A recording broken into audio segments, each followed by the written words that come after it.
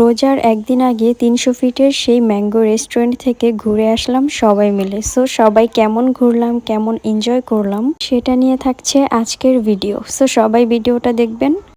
Hello everyone, আসসালামু আলাইকুম। This is Mimi and welcome back to my new blog video.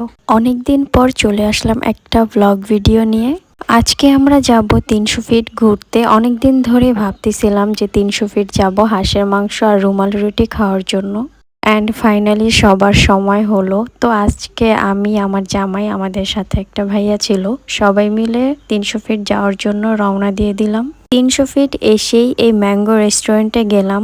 এই mango রেস্টুরেন্টটা ইদানিং খুবই ভাইরাল দেখতেছি, আর দেখতেও খুবই সুন্দর ছিল এই রেস্টুরেন্টটা। তো ফার্স্ট টাইম আমরা এখানে এসে অনেক ঘুরলাম, ভিডিও করলাম, পিকচার্স তুললাম। আমার কাছে তো অনেক বেশি ভালো লাগছে, নিরিবিলি পরিবেশ, একটু গ্রাম টাইপের মতো লাগতেছিল। আর রেস্টুরেন্টের ডেকোরেশনটাও খুবই সুন্দর ছিল। এক কথায় বলতে গেলে অসাধারণ এই ম্যাঙ্গো রেস্টুরেন্টটা। আর এই তো আমার জামাই মেনু দেখতেছিল, আর এইখানে রুমালি রুটি ছিল না, শুধু চাপটি বানাইতেছিল। আমার কাছে তো চাপটি একদমই ভালো লাগে না। সো যাই হোক, ওইখান থেকে আমরা ড্রিঙ্কস কিনে তারপরে চলে আসি ৩০০ ফিটের এই রাস্তাতে, একটু ভিডিও পিক এগুলো তুলতেছিলাম। এরপরে আমরা একটা রিক্সা নিয়ে চলে আসলাম নীলা মার্কেটের এইদিকে। অ্যান্ড নীলা মার্কেটের এই দিকে এসে দেখতেছিলাম যে কোন রেস্টুরেন্টে আমরা বসবো। তো এখানে কতগুলো মাছ দেখে আমি ওনাকে জিজ্ঞেস করতেছিলাম কোনটার প্রাইস কত। তারপর উনি বলল। সো যাই হোক, আমরা এখন ওনাদের এই রেস্টুরেন্টে বসবো। আমরা অর্ডার করেছিলাম 3টা হাঁসের মাংস, সাথে ভুনা খিচুড়ি আর রুমালি রুটি ছিল। রুমালি রুটি দিয়ে হাঁসের মাংস কিন্তু আমার কাছে অনেক বেশি ভাল লাগে, আর চাপটি তো আমার কাছে একদমই ভাল লাগে না। সো এইখানে আমার জামাই আবার 2টা চাপটি অর্ডার করেছিল। ওনাদের হাঁসের মাংসটা কিন্তু খুবই টেস্ট ছিল, আর ভুনা খিচুড়িটা আমার কাছে তেমন ভালো লাগে নাই, মোটামুটি। অনেকদিন পর সবাই একসাথে ঘুরতে বের হয়ে আমার কাছে কিন্তু অনেক বেশি ভালো লাগতেছিল।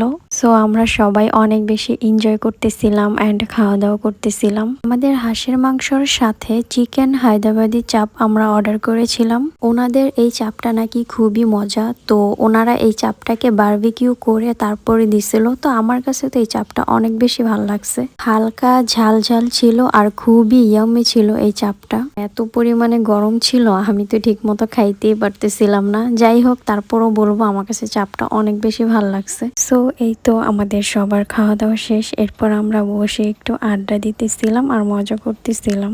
আর আমার জামাই তো এখানে সবাইকে হুদাই পচাইতেছিল, ওর কথা আর কি বলবো।